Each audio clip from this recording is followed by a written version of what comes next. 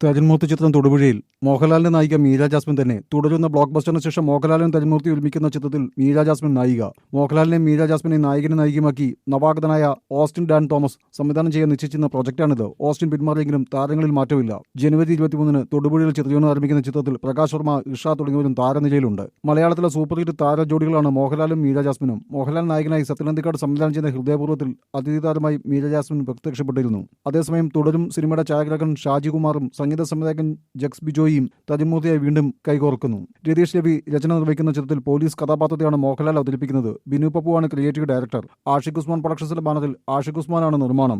ആഷിഖ് ഉസ്മാൻ പ്രൊഡക്ഷൻസുമായി മോഹൻലാൽ ഒരുമിക്കുന്ന ആദ്യ ചിത്രം കൂടിയാണ്. പുതുവർഷത്തിൽ മോഹൻലാലിന്റെ ആദ്യ റിലീസ് പാട്രിയേറ്റ് ആണ്. താരരാജാക്കന്മാരായ മമ്മൂട്ടി മോഹൻലാലും നീണ്ട 19 വർഷത്തിനു ശേഷം ഒരുമിക്കുന്ന പാട്രിയേറ്റ് മഹേഷ് നാരായണൻ സംവിധാനം ചെയ്യുന്നു.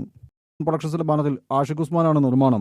ആഷിഖ് ഉസ്മാൻ പ്രൊഡക്ഷൻസുമായി മോഹൻലാൽ ഒരുമിക്കുന്ന ആദ്യ ചിത്രം കൂടിയാണ്. പുതുവർഷത്തിൽ മോഹൻലാലിന്റെ ആദ്യ റിലീസ് പാട്രിയേറ്റ് ആണ്. താരരാജാക്കന്മാരായ മമ്മൂട്ടി മോഹൻലാലും നീണ്ട 19 വർഷത്തിനു ശേഷം ഒരുമിക്കുന്ന പാട്രിയേറ്റ് മഹേഷ് നാരായണൻ സംവിധാനം ചെയ്യുന്നു.